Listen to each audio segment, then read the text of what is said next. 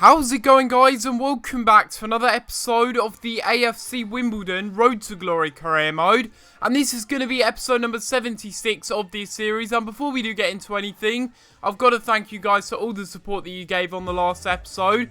This episode right here is going to be a bit different, and I'm going to be doing another post commentary in this episode. I'm not really too sure if you guys enjoy these post commentaries as much, but I am going to be doing one today. And it seems a little bit fitting because we have a lot of games to play in this episode. We're going to get to the January transfer window within this episode. And that means I want you guys to leave in the comments down below the players you think I should sign for the upcoming transfer window. We've got a decent budget to work with, but I'm also looking to sell a few players as well. Going into the first game though against Arsenal, this one is going to be a very interesting one. And it's not going to be the first time we're playing Arsenal in this episode either. We're going to be playing them twice. And this first game here is coming up against them in the league. And they're currently in 4th. I mean, we're just storming away with the league. I think it's fair to say that. We, after 15 games, have the best home record. 39 points. Is anyone going to catch us? It doesn't seem likely at the moment. And you look at their lineup and you think, are they really going out to win this game? They've got Donkey Giroud up front. They've got CR47 on the wings. I don't understand why they don't just give him the number 7 shirt. I really don't. But seriously, they've got Mertesacker at the back as well, who at this stage of career mode must have about 11 pace or something stupid like that. But we really did start this game off very well. We got a few really good opportunities. And it would be Orsic hitting the post. I mean, he is just so good at doing that. He's been doing it a lot recently. And when he hits the post, you know he's on for a good game. And Solanke as well, really doing well and testing Szczesny with that brilliant effort there. And we would get a corner from this opportunity, whipped into the middle. And it would come back out here for Solanke, going for a long shot. And he does end up scoring it and making it 1-0 in this game in the 14th minute. And that is a fantastic goal by Solanke. Denied earlier on, literally a couple of minutes ago, by that earlier effort from distance as well from Szczesny. But he really didn't do well with that one. Szczesny should have been covering that a little bit better, but he couldn't save it. And it's certainly a perfect start to the game with Solanke getting himself another goal. And Villalba right there thought that he'd try a little go at maybe, you know, challenging Orsic to be the post king. Having a good effort there, hitting the underside of the bar, very unlucky. And then Arsenal would get a really good opportunity. They hit the post. And I don't know how Bashir didn't follow that one up. He probably should have scored. But there you go. It's another missed opportunity for them. And they'd get another opportunity. Would they score this one?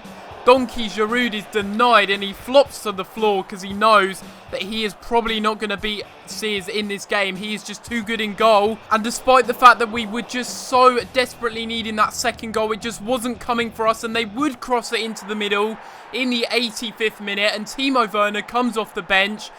And yeah, he starts shushing me. I mean, why would you do that? You've equalised, great. But we're still miles ahead in the Premier League race. We are so far ahead. Even dropping 2 points here, in my opinion, hasn't really hampered our title challenge. We're still really in contention. And we are still very far ahead of most teams. And I am a little bit disappointed, I will be honest. This game, it should have been won by us. But there you have it. You can't win every game, that's just how it goes sometimes. We're still undefeated in the Premier League, and we do have a bit of training after that. We do see Miranda going up to a 77, and also Clark going up to a 70 as well. But literally 2 days after playing Arsenal in the Premier League, we're now going to be playing them in the Capital One Cup, I do believe this is. We're sort of rotating a few players around, giving Miranda a chance on the right mid position. And this game would certainly be interesting because we are certainly also in contention for this silverware as well. We're in a very good position and we have a very, very good tournament tree as well. The other teams remaining, Leicester, Spurs, Watford, Everton, Wigan, which is quite interesting. And also West Ham, I do believe the other team was. I do want to see West Ham do well.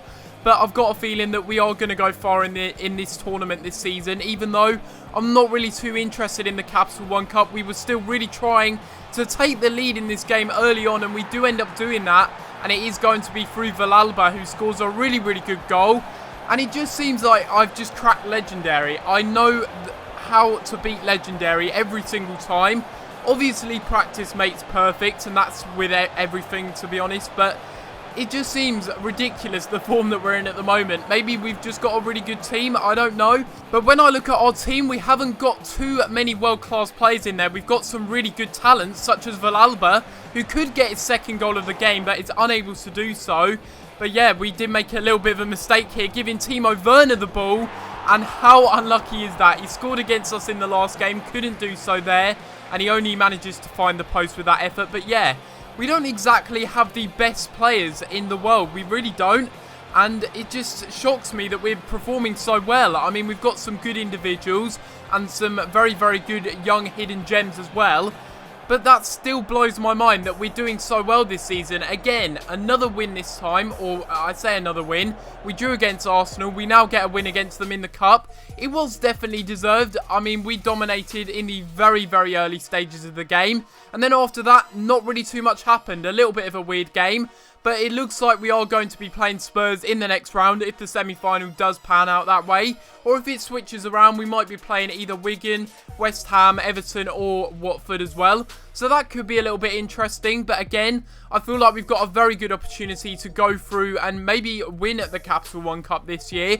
That's certainly an objective of mine. If we can do that, that would be pretty awesome. But we now have a bit of a contract negotiation war that's probably going to be starting, and it will be with Billy King as well as we promote this youth player here. Billy King, it would be sad to let him go. It really would be. He's been a really, really good player since we signed him. He was our first signing, I do believe, in League 2, and he's just led us all the way to the Premier League. He's been a really consistent player, and it would be sad to let him go. The same with Yama, really. It would be sad to let him go as well. But it might be time just to let him go. That's just how I'm feeling. Maybe I shouldn't be so sentimental. And maybe especially for Billy King, I should just let him move on. His contract is coming to an end. And he's going to want crucial or important first team player, which I won't be able to give to him. But we will just have to move on now. And this game here against Chelsea could be season defining. And looking at their side, ironically, they have a lot of rejects in real life. Van Ginkel, Gilabodji, Wallace. I'm thinking of a lot of players in there. And then they've got quality players that they've left on the bench, such as Jamal Blackman and also Griezmann. I mean, it's just crazy to think that. I can understand leaving Hazard on the bench, but really, Blackman, I mean, he really should be starting in goal. This game, though, was going to be massive, and Chelsea really did come out of the blocks in the first half. They were really trying to press for that goal, and I'm not going to lie, I was finding it really hard to contain them, and Carles Hill especially, he was a real gem in this game. Can see why he was starting for them, because he was creating everything, and created a good chance here for Bojan, who did end up missing, the former Stoke man, missing a brilliant opportunity there. And would that come to cost them? Because we would win a free kick in a really good position here in the 64th minute. And it's a bit of a rush challenge there by the defender, Azpilicueta. And it's going to be a really good opportunity. You know who it's going to be taking this one. 33 yards out, a bit of an awkward angle. But it is going to be Mislav Orsic taking this one with a lot of power. And it's a brilliant effort. He scores another free kick for himself. And although I do give Orsic a lot of stick for being the post king and missing a lot of really good opportunities, I can't take that away from him. That was a fantastic free kick. And that's not the first time this season he's done that either. A really good power free kick. Begovic couldn't even keep it out. He got a finger to it. But it was only going to go into one place, and that was the back of the net. A really good effort. And again, I think this is going to be the peak season for Orsic. This is going to be his time to shine.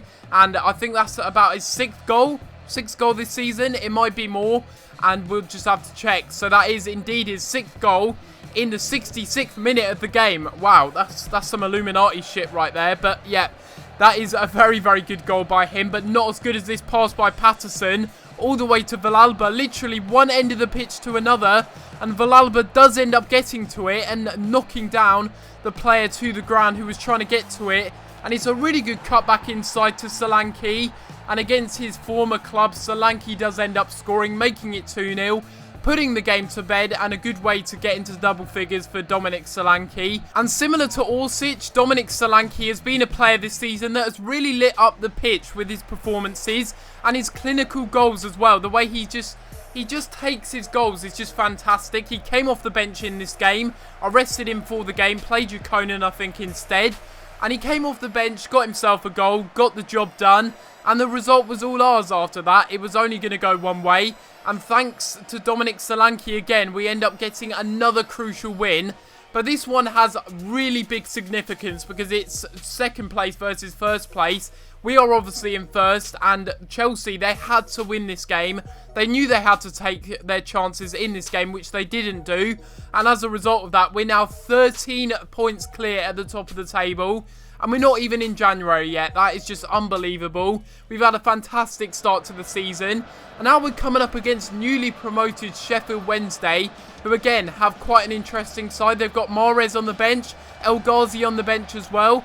But they've also got a bus on the bench. So you know what they're going to do? They're going to get one goal, bring him on, and park that bus. That is what they're going to be doing, and we just tried to prevent them doing that in this game. And Maitland-Niles had a really good opportunity early on there with the shot, but Miranda does pick it up, and that is just really, really amateur defending by Sheffield Wednesday. Reminded me really of what we were like when we first got promoted. Just really sloppy mistakes, not clearing the ball away when they had the opportunity to do so.